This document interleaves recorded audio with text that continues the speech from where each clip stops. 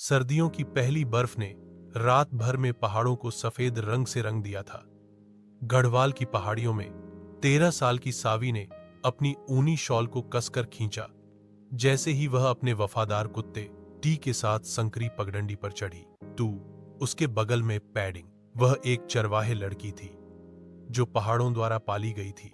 उसका दिल हवा और उसकी बकरियों से बंधा हुआ था। उस सुबह वह हमेशा की तरह ऊपर गई थी, एक लापता मां को ढूंढ रही थी, मीरा पर, जो पिछली शाम वापस नहीं आई थी। चलो टीटू, उसने भूरे पहाड़ी कुत्ते को पुकारा। हमें उसे बर्फ गिरने से पहले ढूंढना होगा।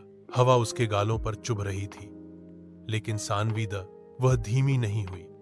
वह छोटी थी लेकिन मजबूत थी। उसकी आंखें बारिश के बाद अंधेरे पहाड़ियों का रंग, पहाड़ के हर डुबकी और वक्र को खोजती थी। फिर उसने इसे देखा, खुरों के निशान का एक धुंधला निशान जो थह में दबा हुआ था। बर्फ एक चट्टानी उभार की ओर ले जा रही थी। वह आगे बढ़ी। एक चट्टान के नीचे बर्फ में आधा दफन बकरी मां मीरा कांप रही थी। उसका पेट थकावट से फूल रहा था। उसके बगल में 2 छोटे पैर बाहर निकले हुए थे। एक बर्फ के घोंसले से एक नवजात बच्चा मुश्किल से हिल रहा था। सानवी घुटनों के बल गिर गई। ओ नहीं मीरा, तुमने क्या किया है? बकरी ने एक कमजोर मिमियाहट निकाली। आंखें विनती कर रही थी, लेकिन शांत उस पर भरोसा कर रही थी। बिना किसी हिचकिचाहट के सानवी ने अपनी शॉल उतारी और कांपते हुए बच्चे बकरी को लपेटा। उसने मीरा को देखा। वह चलने के लिए बहुत कमजोर थी। टीटू, सानवी ने अपने कुत्ते की ओर मुड़ते हुए कहा, हमें बच्चे को ले जाने की जरूरत है। क्या तुम कर सकते हो? करो। टीटू आगे बढ़ा, अपनी पूंछ हिला रहा था। उसकी आंखों में समझ थी।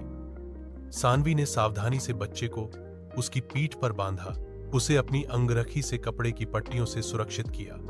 बच्चा धीरे से मिमियाया और टीटू स्थिर खड़ा था।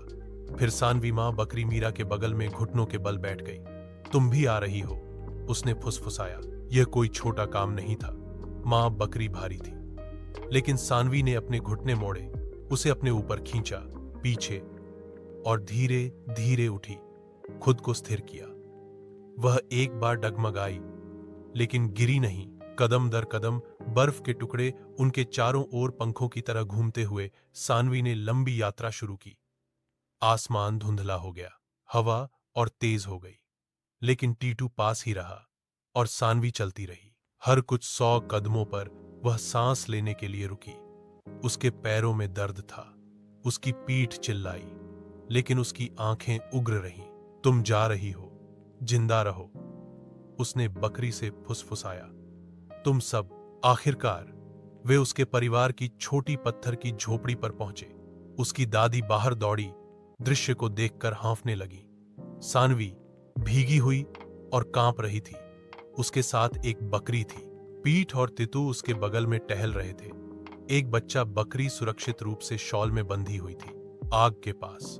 बकरी मां हिल गई। बच्चे ने उसे थपथपाया और सानवी तितू के पैरों पर कंबल में लिपटी हुई लेटी थी, देख रही थी, थकी हुई मुस्कान के साथ। तुमने कर दिखाया, उसकी दादी ने फुसफुसाते हुए उसके माथे को चूमा। बाहर बर्फ गिरती रही, लेकिन झोपड़ी के अंदर गर्मी, जीवन और एक ऐसा बंधन था जो कभी भी टूट नहीं सकता था। ठीक है।